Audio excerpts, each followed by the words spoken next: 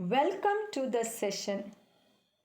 Children, today I will help you understand Chapter 4 Bepin Choudhury's Lapse of Memory from your Honeydew text.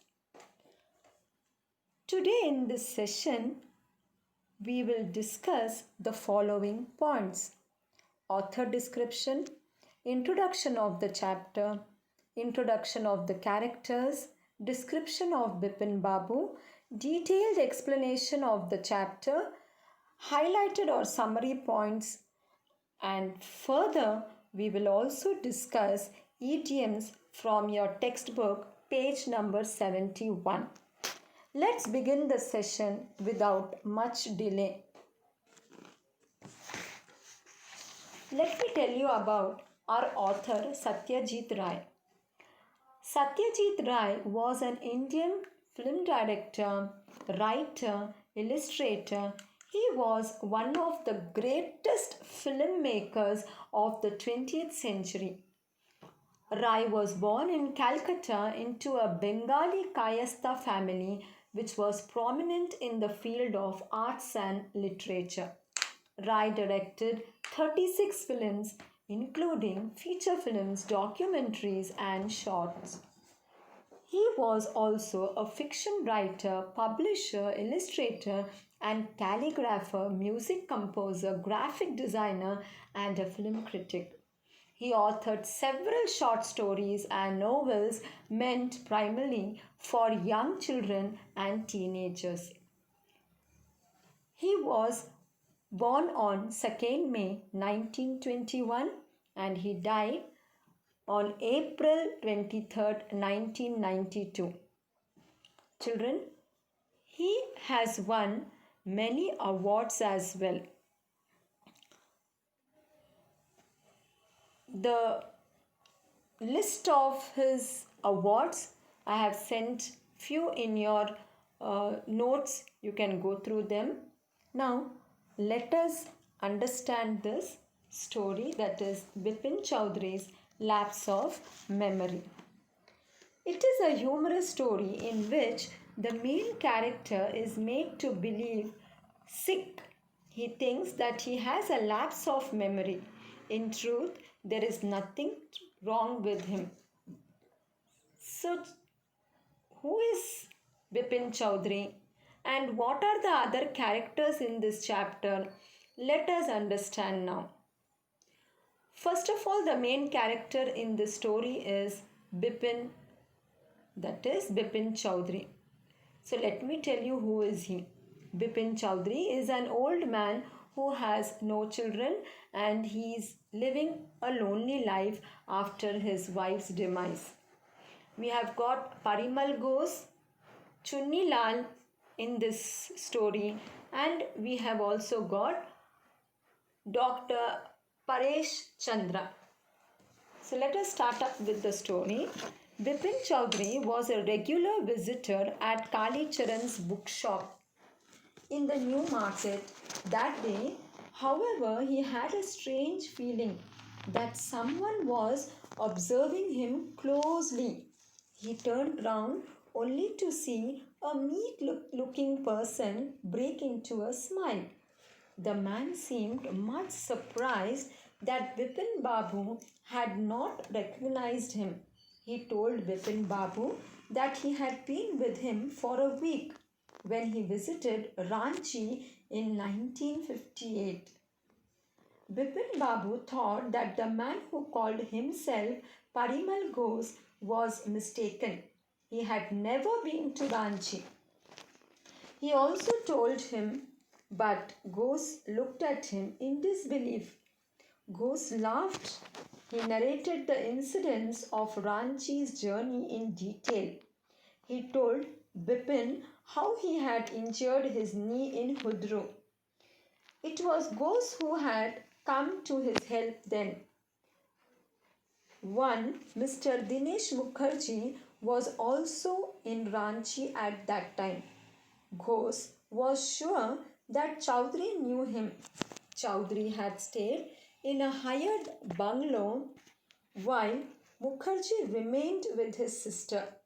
He even reminded Choudhury that he always carried a bag with books on his sightseeing trips. Now, Bipin Babu asked Ghose which month it was.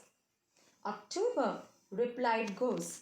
At this, Bipin Babu said that in October 1958 he was with his friend at Kanpur. Ghose didn't give in. He told Bipin Babu how he had spoken about his lonely life. Bipin Babu then thought for a while. Bipin Babu had spoken about his dead wife and the only brother who died insane. Bipin Babu felt that while he stepped out, Ghose was still looking at him in disbelief. Bipin Babu asked his driver Sitaram to drive by Ganga. He regretted having paid any heed to Ghose. Yet the incident haunted his mind. The man knew a great deal about him. For the first time, a slight doubt assailed his mind. Was he losing his mind? But he remembered well that he was at Kanpur. Suddenly he thought of writing to Haridas Bagchi, his host at Kanpur. Then he remembered that Haridas had left for Japan a few weeks before. Bipin Babu rolled up his trousers and took a look at his right knee. There was a cut mark. It was difficult to remember when he had got it. Then he thought of Dinesh Mukherjee. Ghose had said that Dinesh was in Ranchi at that time. He wanted to go to him at once. But what would Dinesh think of him? After all, Bipin Babu knew that he had never been to Ranchi. Dinesh would certainly consider him a little insane. He knew also that Dinesh was never his well-wisher. Bipin Babu felt much better when he was at home. After dinner, he lost himself in a new novel and forgot all about Ghose. Next day, in office, the incident came back to him. Just before lunch, Bipin Babu decided to ring or call up Dinesh. To his surprise, Dinesh confirmed what Ghose has said. Bipin Babu slammed the receiver down. He had lost his appetite. He did not take his lunch. Mr. Mukherjee had only added to his worries. Bipin Babu had been in that firm for 25 years. For the first time he was feeling sick and he could not continue working. His head was in a whirl. He came home. It was only 2:30 and at 7:30 there was a visitor named Chunni Babu. Bipin Babu knew why Chunni Lal had come. They were at school together. Now, Chunni Lal was having a rough time. He wanted Bipin Babu to help him about related to a job.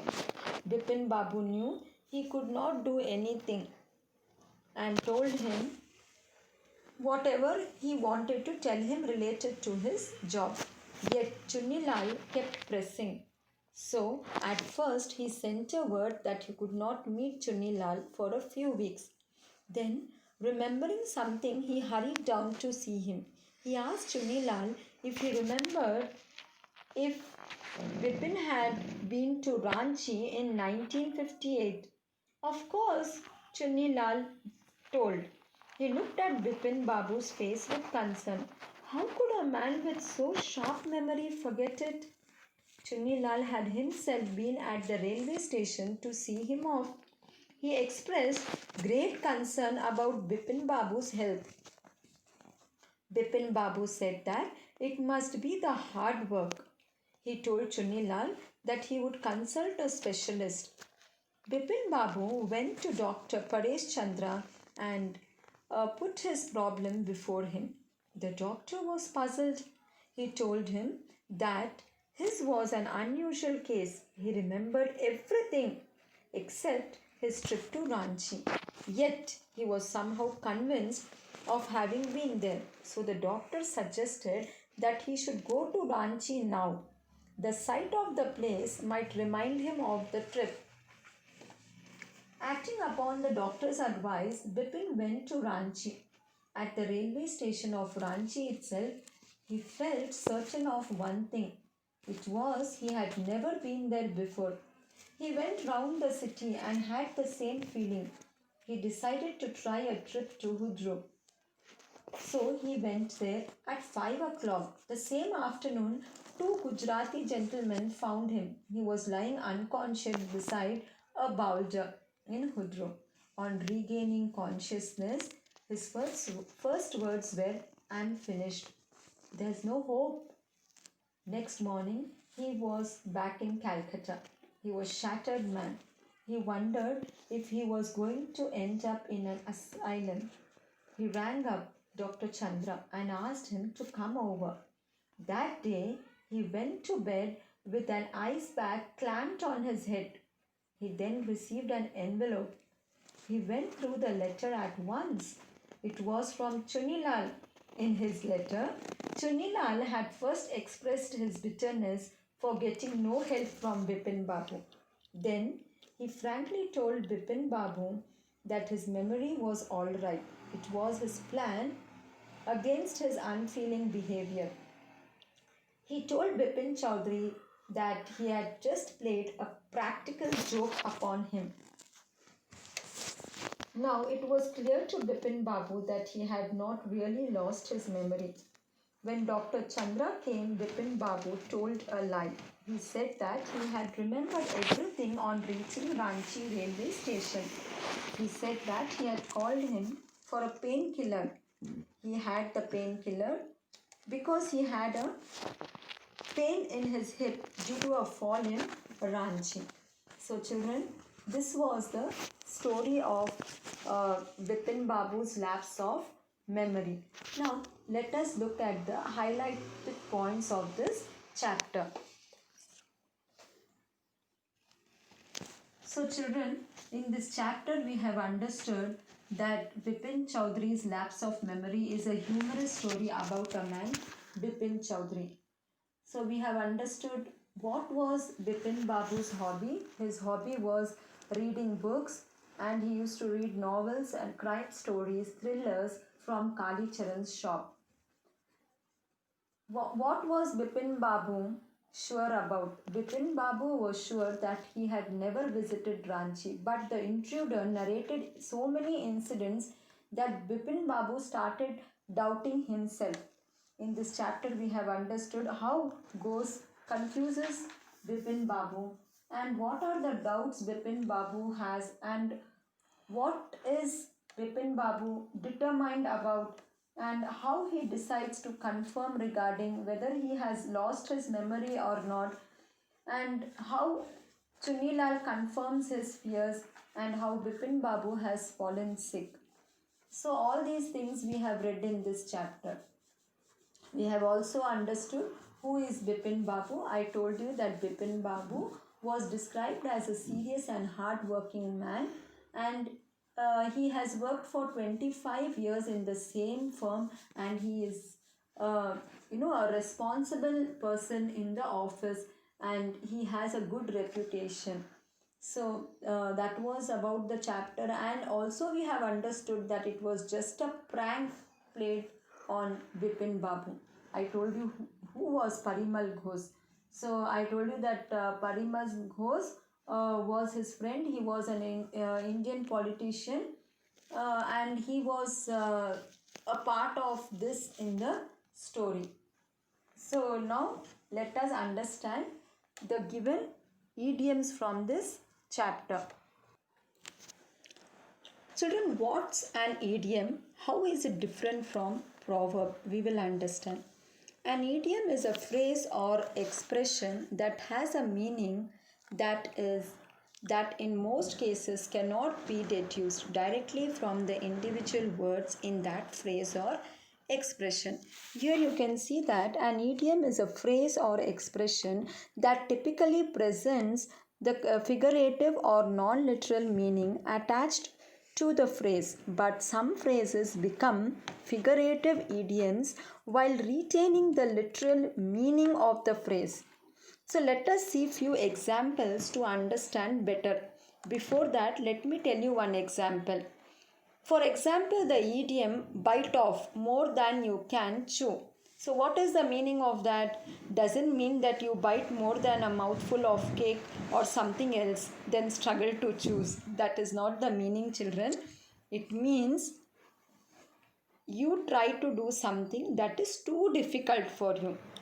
Now when we start up some job or some work for us, no, initially we find it very difficult. So here we can use this idiom, bite off more than you can chew.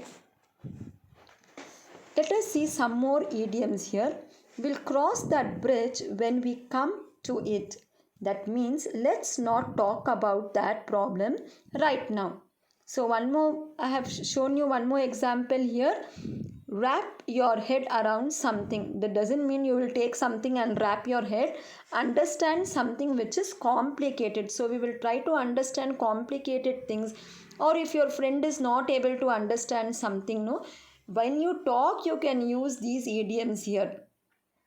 See the next one. You can say that again. That means that's true. I agree.